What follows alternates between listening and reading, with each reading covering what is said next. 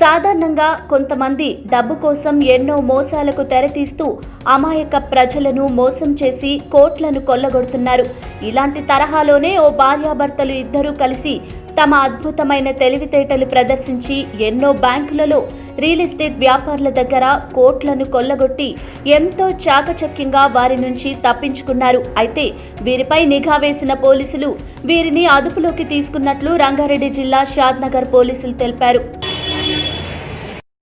అతని వైఫ్ సరిత ఇద్దరు కలిసి బ్యాంకును 5,03,00,000 చీట్ చేసి లోన్లు తీసుకొని మళ్ళీ లోన్లు కట్టకుండా తప్పుడు డాక్యుమెంట్స్ పెట్టి ఇల్లు కడుతున్నాం అని చెప్పి 17 ఇల్లు నిర్మాణం చేసుకోని హౌస్ లోన్లు మరి ఫ్లాట్ లోన్లు అని చెప్పి తీసుకొని ఆ విషయం ఏంటంటే అక్కడెక్కడ హౌస్ లోన్లు అక్కడ ఇల్లు కట్టినట్టు కానీ ఫ్లాట్ ఉన్నట్టు కానీ దాఖలు ఉన్నాయి. అందుకని మోసం చేసినట్టు అతను ఒక దరఖాస్తు చేయడం వల్ల కేసు రిజిస్టర్ చేసాం. కేసులో ఇన్వెస్టిగేషన్ కంప్లీట్ అయిన తర్వాత తెలిసి ఏంటంటే ఇతను మా దగ్గరే కాకుండా రాచకొండ, కేపీహెచ్బి, రాజేంద్ర నగర్, మాదాపూర్, నాసిక్ ఇన్ని పోలీస్ స్టేషన్లు కూడా సేమ్ టైప్ చీటింగ్ చేసి బ్యాంకులో మోసం చేసి డబ్బులు తీసుకొని తెలిసింది. ఆ తర్వాత ఇతని అరెస్ట్ కోసం నిన్న మా ఎస్ఐ వెంకటేశ్వర్లు, మా స్పెషల్ టీం అందరు కలిసి మన ఇక్కడ ఆదిత్య విల్లాస్ టోలీ చౌక్ దగ్గర గోల్కొండ పిఎస్ పరిధిలోకి వెళ్ళారు. రాత్రి ఇతని వైఫ్ను ఆధీనంలోకి తీసుకున్న వెంటనే ఆదిత్య విల్లాస్లో ఉండే నైబర్స్ అందరు కూడా వచ్చి వాళ్ళని మీరు ఎట్టి పరిస్థితులు తీసుకుపోవద్దు అని చెప్పి వాళ్ళు ప్రొటెక్షన్ వస్తుంది.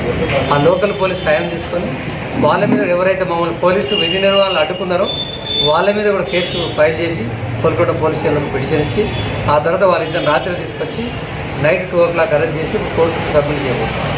హైదరాబాద్కి చెందిన పబ్బతి ప్రభాకర్, అతని భార్య పబ్బతి సరిత ఇద్దరూ కలిసి తమ అద్భుతమైన తెలివితేటలను ఉపయోగించి నగరంలోని పలు బ్యాంకులను పెద్ద ఎత్తున మోసం చేశారు. ఇళ్ల స్థలాలు, ఇంటికి రుణాలు పేరిట బ్యాంకులలో డబ్బులు తీసుకోవడమే కాకుండా రియల్ ఎస్టేట్ వ్యాపారులను సైతం బోల్తా కొట్టించి సుమారు 25 కోట్ల రూపాయలను పోగు చేసుకున్నారు.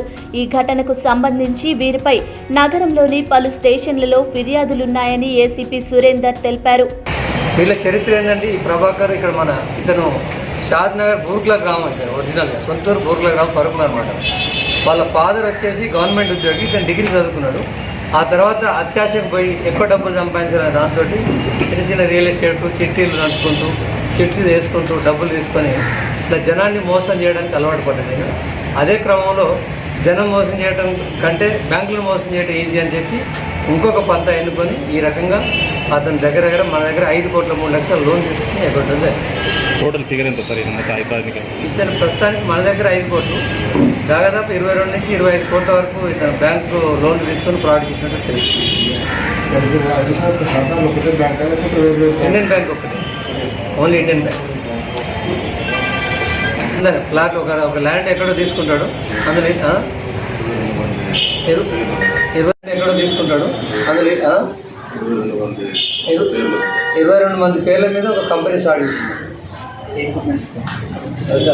రిజిస్ట్రేషన్ ఫ్లాట్ రిజిస్ట్రేషన్ చేస్తారు 22 మంది పేరు చేసి వాళ్ళ పేరు మీద లోన్ తీసుకుంటారు. కానీ వాళ్ళకి తెలియదు, ఆ లోన్ తీసుకోవడం తెలియదు వాళ్ళకి. ఆ లోన్ డబ్బులు పోవాలి. బ్యాంక్ వాళ్ళు లోన్ ఇచ్చినా కూడా కస్టమర్ ఎవరు అనేది వెరిఫికేషన్ చేస్తారు. రీసెంట్గా ఆధార్ కార్డు కూడా ఫేక్ సృష్టిస్తున్నారు. శాలరీ సర్టిఫికేట్ లైక్ చేయడం, వాడికి 1000 రూపాయలు ఉంటే 10,000 ఉంటే 70,000 80,000 శాలరీ ఉన్నట్టుగా చూపించడం, ఇవన్నీ ఫ్రాడ్ చేసినారు, ఫోర్జరీ. కాబట్టి ఇవన్నీ కూడా డీటెయిల్ స్పెషల్ ఇన్వెస్టిగేషన్ టీం లాగా ఒక టీం పెట్టి ఎస్ఐ ఆధ్వర్యంలో మా సీఏ గారు స్పెషల్గా ఈ కేసు మీద ఫోకస్ చేశారు. షాద్నగర్ ఇండియన్ బ్యాంక్లో సుమారు 5,30,00,000 రూపాయలను రుణంగా తీసుకుని మోసం చేశారు. అప్పట్లో బ్యాంక్ మేనేజర్తో కుమ్మక్కై ఈ దోపిడీకి పాల్పడినట్లు ప్రస్తుతం మేనేజర్ పోలీసులకు ఫిర్యాదు చేశాడు. బ్యాంక్ మేనేజర్ ఇచ్చిన ఫిర్యాదు మేరకు పోలీసులు ప్రభాకర్ను అరెస్ట్ చేయడానికి సోదాలు నిర్వహించగా వారిని అడ్డుకునే ప్రయత్నం చేశారు. అంతేకాకుండా వీరిపై గోల్కొండ పోలీస్ స్టేషన్లో కూడా కేసులు నమోదైనట్లు పోలీసులు తెలిపారు.